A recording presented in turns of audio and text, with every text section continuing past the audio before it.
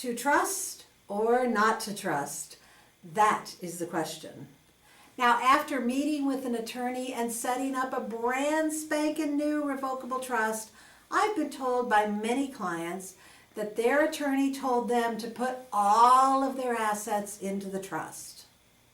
All is a really big word. The following are 3 assets that generally should not be held in a trust.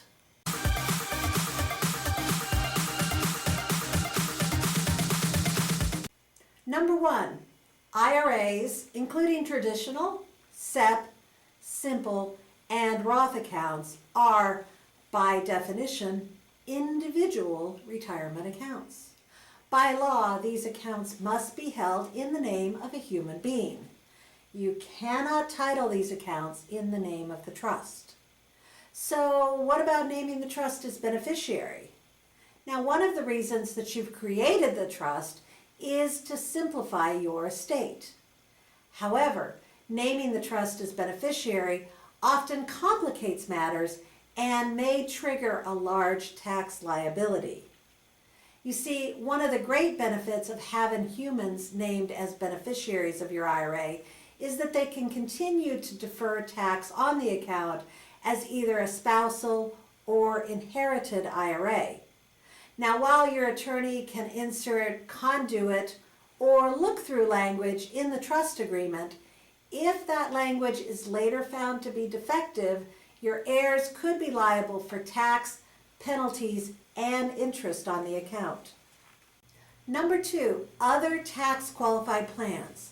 These include the whole alphabet soup of employer plans: 401ks, 403bs, ESOPs, TSAs, and 457 plans. Like IRAs, these plans must be initially owned by a human. Now, if your spouse is the beneficiary, they can generally continue the account after you pass. Non-spousal beneficiaries can transfer the assets to an inherited IRA. Number 3, non-qualified annuities.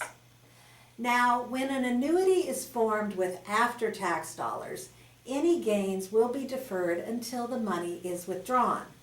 So let's use my family for an example. If we assume that I invested in an annuity in which the Three Bears Trust was the owner and a beneficiary. My husband, Desert, is the annuitant, the person on whose life the annuity is based on. Now, during his lifetime, we'll assume that the account grew from an initial investment of $100,000 to $175,000. With the trust as the beneficiary, if he passes before I do, I would be forced to withdraw all the money from the annuity in the next 5 years and pay tax on the $75,000 appreciation. However, if Desert was the owner and I was the beneficiary, I would generally have the spousal continuation option. I could elect to continue the contract and defer the tax during my lifetime. Our son James would then pay tax on the gains after I die. Now, these are KISS principles.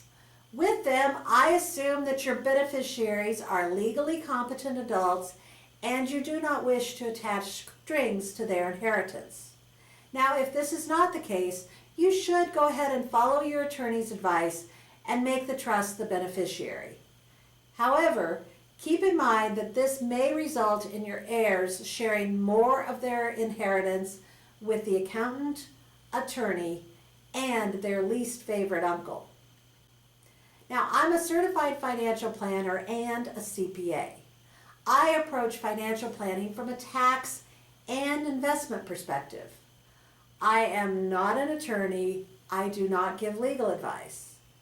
Now, if you'd like to meet with me, give our office a call at 480-503-0050. Also, click here to find out more about funding your trust and here for how to set up your beneficiary designations. This has been a Loki production.